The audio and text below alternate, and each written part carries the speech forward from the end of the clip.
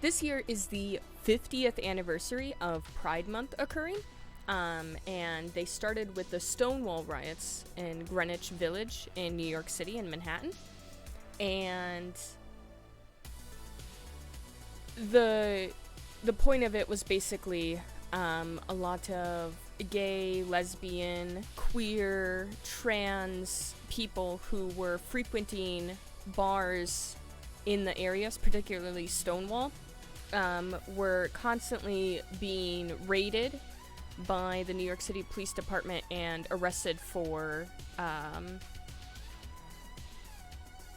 what exactly is the phrase where, I guess subversion, was the terminology that they used, 60 years ago or so.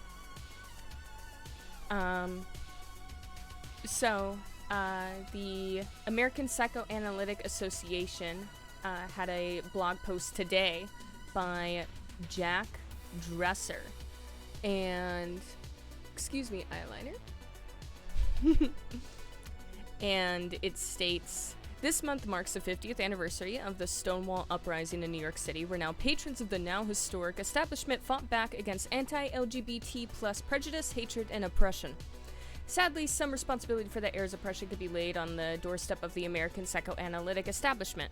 In 1969, with rare exceptions, psychoanalytic theorizing about LGBT plus people consisted of little more than negative and offensive caricatures. Since homosexuality was, at that time, considered a mental disorder, an analysis would have tried to cure that disorder. A gay person seeking help from a psychoanalyst during that period would have now been offered discredited conversion therapies.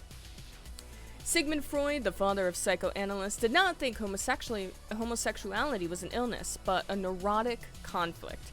He also signed the 1930 petition to decriminalize homosexuality in Austria and Germany.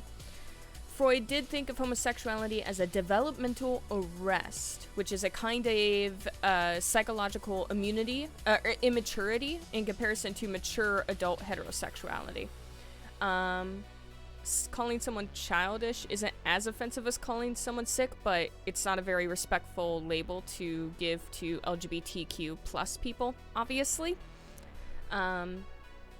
So later, psychoanalysts took this kind of disrespect and these caricatures even further, and they classified homosexuality as a phobia, sexual deviation, sociopathic personality disturbances, neuroses, and transgender presentations were regarded as another version of homosexuality, which is not fair the more that we've learned in 2019 and all the preceding years as well, too.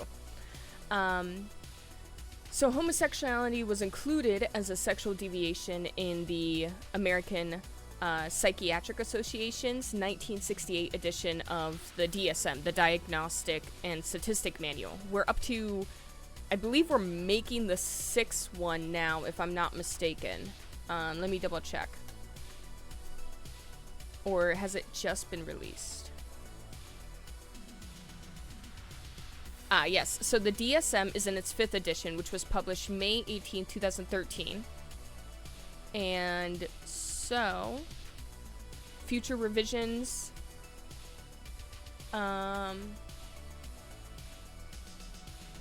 potentially coming, but they're happy with the 2013 version currently. Hi, Chiseled. How you doing? Welcome on in. Happy Friday. Light discussion topic today. Always. That's what we're here for in the Quillective. Chatting on up the important stuff. I mostly find, 20 articles a day that I find really interesting, and I pick a few that I think are relevant to the month, the week, the discussions that we've had previously in broadcasts, or things that kind of blew up in our Discord. So...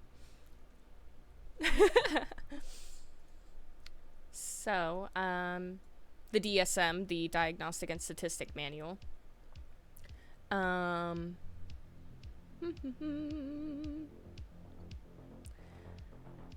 There was documentation of painful and failed attempts of curing homosexual orientation with psychoanalysts. And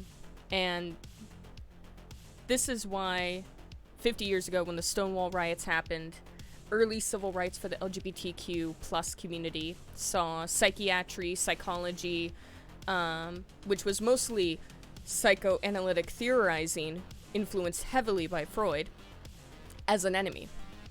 So in May 1970, activists disrupted the annual meeting of the American Psychiatric Association in San Francisco and took over those meetings devoted to curing homosexuality, and they disrupted them.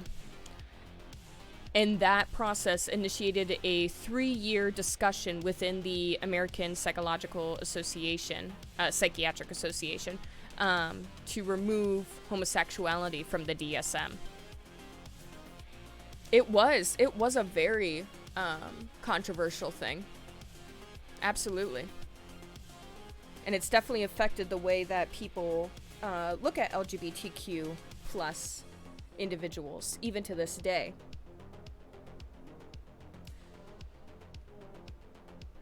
So when people say, like, laws and politics and TV shows and comedians, all of these things influence the culture. It persuades what regular people like you and I view others as very easily. And that could be a great thing, that could be a negative thing, it could be a neutral thing. Saying psychology was evil too. Yes, yeah. No, I mean, psychology, psychiatry never really has a very positive stance in the majority of society, unfortunately.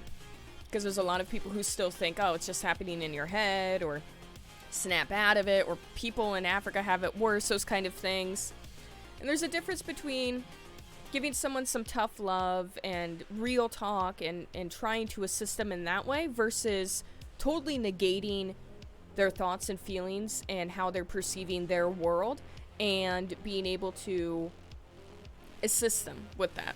There's a huge difference between that. And that's why you go to a psychologist who is trained in being able to have those conversations properly per person. Oh! Welcome to the Quillective. Chiseled, you're so sweet. Thank you so much for subscribing with Twitch Prime. Welcome to the Quillective.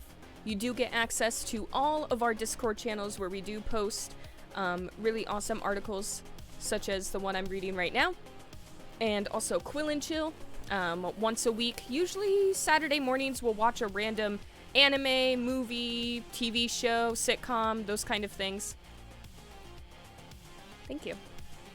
LGBTQ stuff is not new. Yeah, it's been around forever. It's also in other animals. It's in other animals, mammals, reptiles, and so on. Like, it's a part of nature. It happens. And also, there was this really funny screenshot I saw a few days ago of someone complaining about LGBTQ representation in like a Greek or Roman, I don't know if it was a TV show, a game, whatever. This person was like complaining about it. They were like, why do they have to put this stuff everywhere? And someone replied and said, LOL, you don't think that the Greeks were homosexual? And the first person replied again and saying, no, they followed Christianity. And it's like, you're almost there. Like, you just forgot thousands of years of history, and you're just focusing on like the last little bit where it converted into another type of society.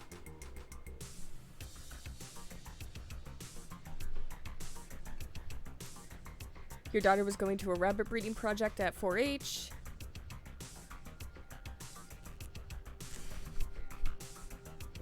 That's so cute. Oh, what an adorable little lady.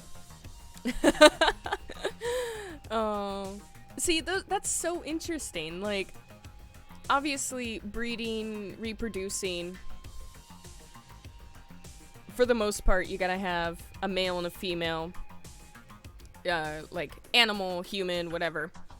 But the thought process that love and sex are very intertwined within human relationships, and a child projecting that onto animals. I mean, obviously animals can love, maybe not like at the full capacity of the wide breadth of what humans do and the different types of relationships humans do. But I'm pretty sure my cat loves me. It might just be because I feed her and protect her. But there are times where she'll come up to me and ask to be pet, and she'll sit on my lap, and she wants, like, affection because she enjoys it and she trusts me and she loves me, ergo, is what I'm assuming. But it's not the type of same love that, like, I have for my brother or for my significant other or for my friends. It's different. But I just find it really interesting that how intertwined sex and love, or just relationships in general, are for especially Americans. Yeah, new studies, there's a lot more emotional intelligence in a lot of different animals. I remember when I was really young and I was starting to think about that, like, do animals have any sort of, like, thought about that? Or do they just go by instinct? Do they have any free will or anything? And it made me also think, like, what makes humans so special? Like, why are we so different? We're not really. We just happen to evolve in a different way. Does this work? I don't understand why this is like, it's like slightly... Is this better? There we go. I'm happier with that. You have relatives who live and work on farms and the mindset is different. Between love and sex? Even for humans? Like, do they, obviously they're breeding animals and so on for food. Do they subscribe those kind of ideologies to human relationships? Oh, with it, okay. Oh, okay. I understand. Yeah, no, I've, so, like, as time has gone on and I've had more pets in my life and I've done research myself, too, yeah, animals are smart. They know how to avoid certain humans. They know when, they can tell when a human who's coming up to them is trying to save them. You could see it in so many different ways. Like, a few weeks ago, I saw this video of this guy going on over this rickety bridge, and there was a little colt, like a little baby horse that got stuck between some planks, and the mama was right next to it, and the human slowly went up to the mom and the baby, and then was, like, kind of talking a little bit, and the mom didn't do anything. Like, the mom could have totally kicked him, Sparta kicked him off the bridge, but she knew that that human was there to try to assist, and the human helped pick up the baby horse and got it out of the plank that it was falling through, and then they walked over the bridge and left the human alone. So, like, those kind of stories and, like, those kind of videos and stuff just show animals aren't as dumb as people think. And I feel really sad when people think that animals are really stupid, because they're not. I love animals. Hi, Sparks, how you doing? Good to see you.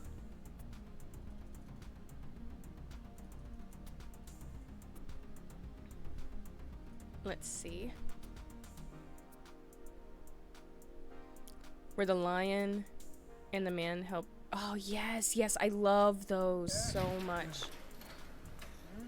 Let me see this one. Let's look at this together.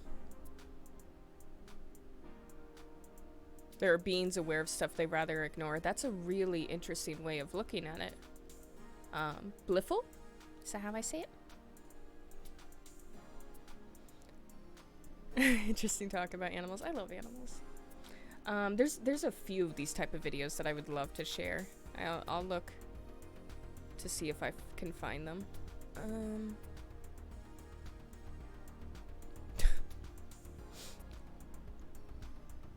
Let me put this over here. Excuse me. Hi, CEO. Thank you. That's really nice of you. Probably like 4 or 5 years, I think. No, it's fine, Chiseled. That's the whole point of just chatting. We're chatting.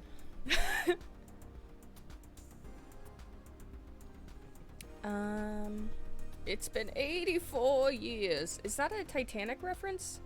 Because I always say it's 65 years from the Oblivion intro.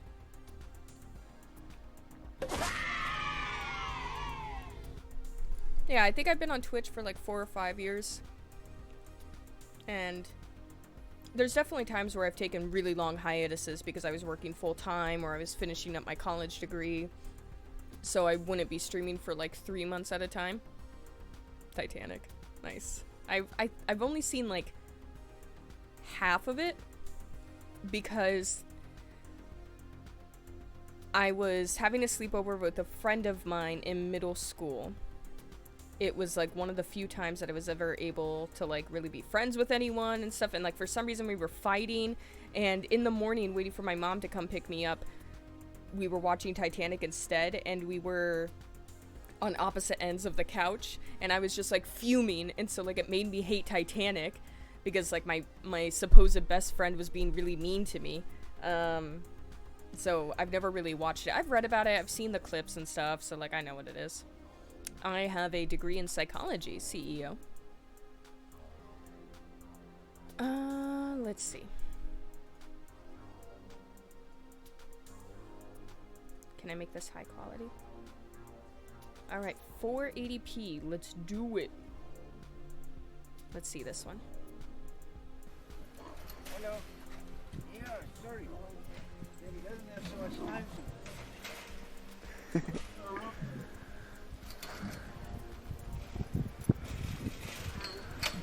So he's unlocking this enclosure? Is it an enclosure, or...?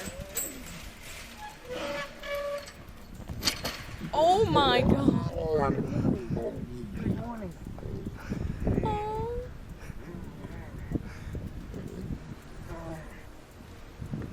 Yeah. Sit down. You're getting a bit... Yeah, I know. Oh. It's so cute. It's so cute.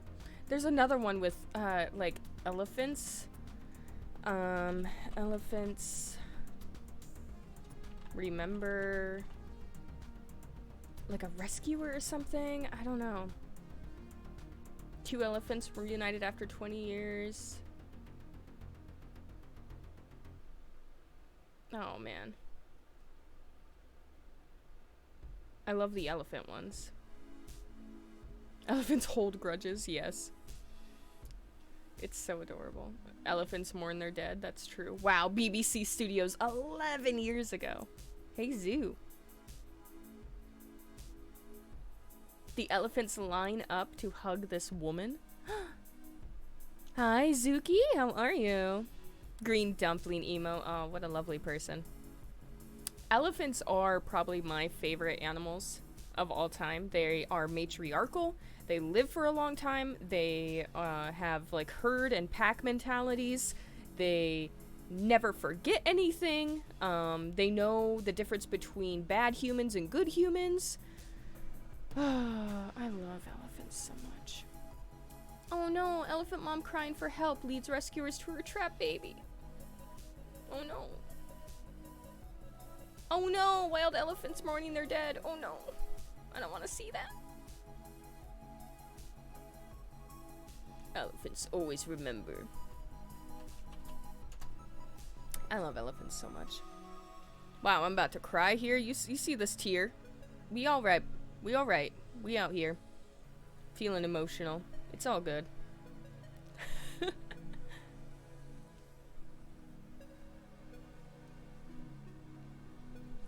Let's see. So there was something I have realized is kinda odd. How do I... Yeah, there's like...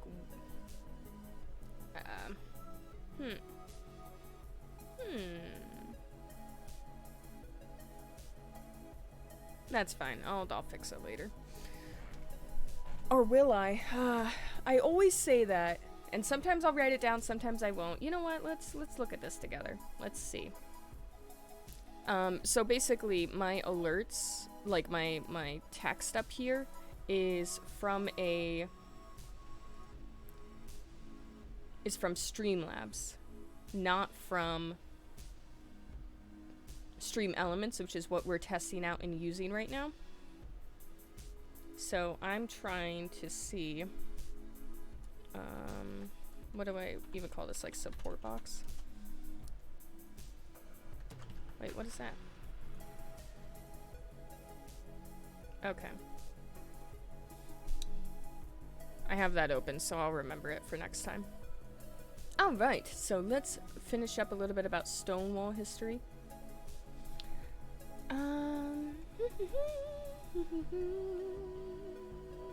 So, the APA's Board of Trustees voted for the removal of homosexuality in the DSM in December of 1973, but the psychoanalytic community objected to it. And in 1974, almost half of the APA's voting members participated, and 58% voted to support the APA decision of removal.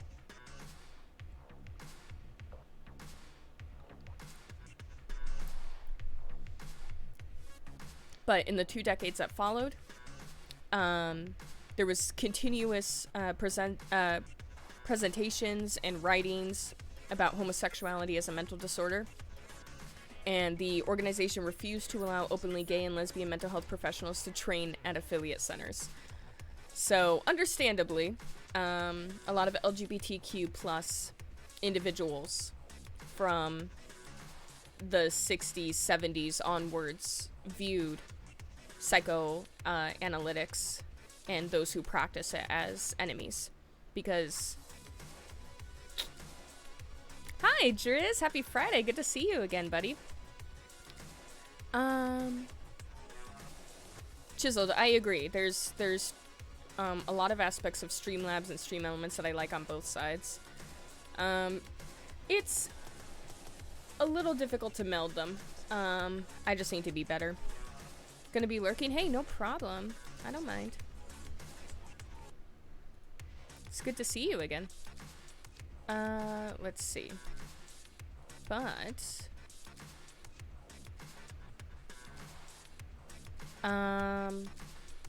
Driz is a fellow broadcaster. Last time he streamed, he was fundraising for St. Jude Play Live.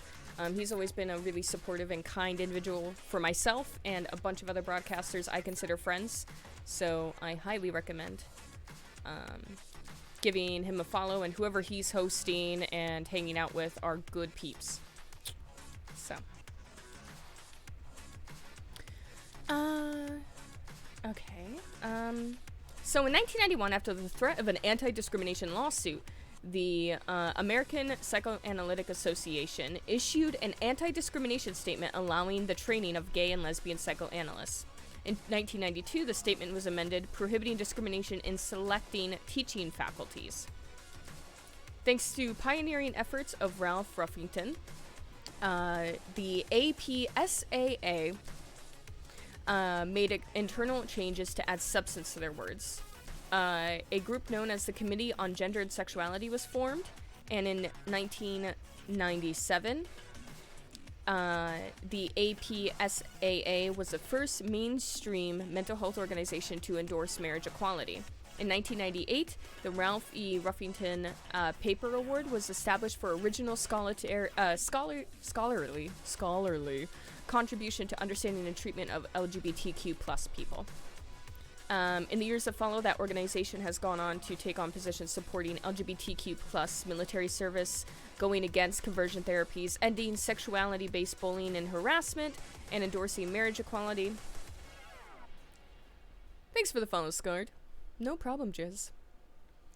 So, on June 6th of this year, the New York City Police Commissioner James O'Neill apologized for the police raids at Stonewall Inn, which happened 50 years ago, declaring the actions taken by the NYPD then were wrong, plain and simple. The action and laws were discriminatory and oppressive, and for that I apologize.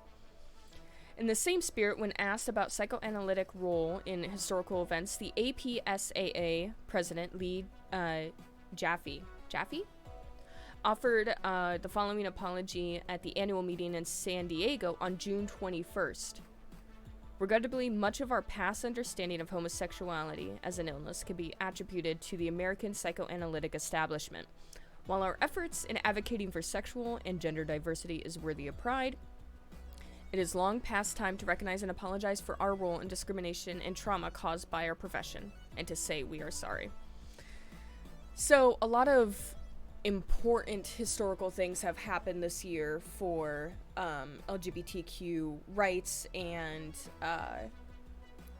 just general acceptance and notice. It's the 50th anniversary of the Stonewall riots, which helped start Pride Month in general 50 years ago. The NYPD apologized. The APSAA organization apologized. So,